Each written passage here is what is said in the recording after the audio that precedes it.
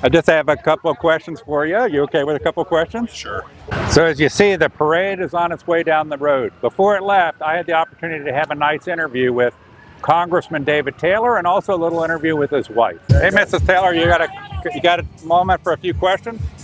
Sure. How are you? Fine. How's your husband? How are you enjoying being the wife of a congressman? It's been good. Very pleasant to be in D.C. and spend time with great people. Now, do you spend a lot of time in D.C. or I do, mostly in fact. him? I'm lucky I'm able to spend some time with him there. Now, have you guys have? He's not one of these sleep in his office guys, is he? No. Okay.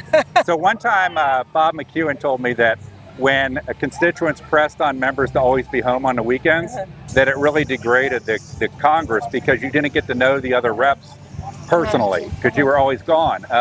Is your husband getting to feel like he's getting some good relationships? They have a strong class, and so I think he's getting to know a lot of great people. And what are I've seen some of it, but what are his big issues? I think he's, moving toward trying to get some broadband access for the folks in Ohio too. It's kind of been on his radar for a while. What's his view of that happening through something like Skylink versus a big infrastructure project? I've not been really privy to all that, but okay. Thanks. All right, good to see you. Okay, thank you for taking a question or sure. two. Very possible. Congressman Taylor, how are you? Doing good. I don't mean to interrupt. I can wait. That's okay. I just have a couple of questions for you. You okay with a couple of questions? Sure.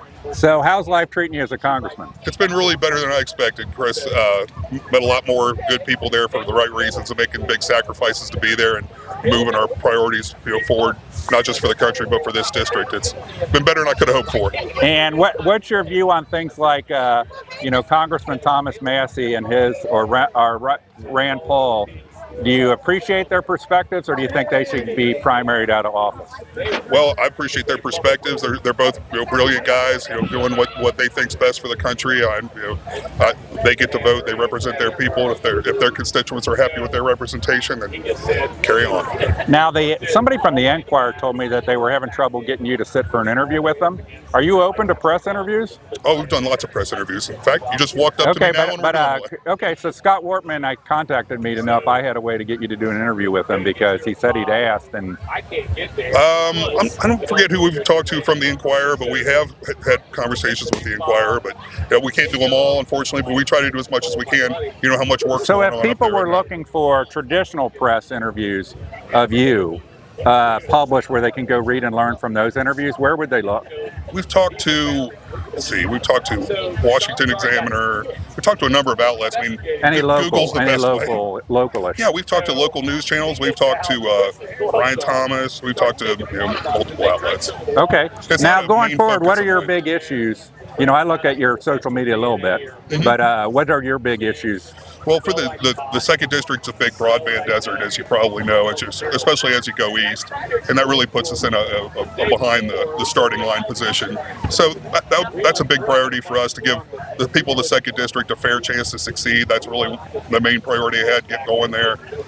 So we've sponsored 3 bills to that effect. I think we're on the verge of some progress on that. We recently just sponsored the Make American Guns Again Act, which is to bring back onto. That's with Bernie Moreno, right?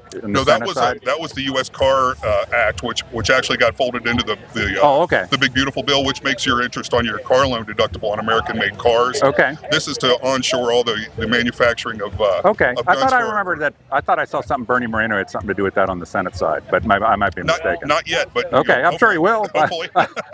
It sounds like something he would support. Yeah. Well, okay. It's hard not to support. What's the biggest? How long have you been in office now? What's about 7 months? Okay. So what's the biggest? What's any little story about anything you've learned in D.C.? Bob McEwen used to tell me lots of little stories. Is that right? Yeah, about stuff he learned. Just funny stuff, just interesting stuff. Anything interesting or fun that you've encountered? It's something it's probably been talked about before, but where people say that Washington's run by 25-year-olds, meaning staffers. What they don't tell you is these are some of the most amazing 25-year-olds you'll see. I mean, they're amazingly competent, hardworking. My team in Washington, D.C. is just amazing. We've sponsored more bills, not that was our goal, but by far than any other incoming congressman. Okay. And our local And how do you team's assemble, great, when you're a new guy coming in, a freshman congressman, how do you assemble your team? Like, do you get carryovers from Winstrup, or how do you? We were lucky enough to have quite a few carryovers from Winstrup on the local team, which is amazing. They've done incredible work. Casework is so important. Take care of the constituents' needs and pop up, and our team's been great at that. Had to have help. I did find people to give good advice and trust it a little bit in Washington, D.C. We went through extensive interview processes at all positions, came out with great people at every single spot. You know, one of the hot button issues I tend to focus on is our $37 trillion debt and the need to end this. What's your, how passionate are you about that? Very, we can't saddle our future generations with our irresponsible spending. I think the big beautiful bill is a nice step. As Speaker Johnson often says, you can't turn an aircraft carrier on a dime. It takes a mile of open ocean. But the nose is turning, and I think we're going to make some real progress. And what is your reaction to things in the press now that Trump is getting soft on amnesty for certain classes of illegal immigrants like farm workers and things like that? What's your position on the mass deportation that I think the base heard was going to happen? So now all of a sudden words and speeches about amnesty for certain classes of illegals. I don't think he's talking about amnesty. He's for a robust work visa program, which I'm okay with that. There's as long as they're vetted and they follow the process of the H-1B or H-2A visas, that labor's needed, and by definition, if they meet the qualifications, they're here for a very good reason. So no, if you're here illegally, I'm for the deportation across the board, but I'm also for the robust visa program you talked about. Now, last thing. Brad Winstrup, I know, had a constituent office in Anderson Township. I live on the west side of the county. Do you have constituent offices, and if so, where are they located? Yeah, we have. We actually kept basically the exact same offices he had in his final in the district term. after. Right. Yeah, okay. The Union Township, which Anderson Center, Township is not part of anymore. Not anymore, right. But who knows with the redraw. But then we have an office in Peebles, an office in Chillicothe. Okay, I appreciate you taking a few questions, Mr. Taylor. Good luck in Congress. Good to see you, sir. Nice to see you. Take care.